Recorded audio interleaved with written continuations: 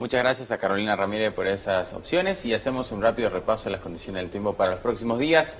El sábado y domingo condiciones que van a llegar bastante cálidas con 85 grados y 87 respectivamente. Y para la próxima semana condiciones aún más secas con ascenso de temperaturas. ¿Qué opinan? Muy bien. Excelente, ¿no? Sí. Gracias, Gastón, por esa información del tiempo y gracias a ustedes por habernos acompañado en esta semana de noticias. Que la pasen muy bien este fin de semana. Los dejamos con los saludos de nuestra gente.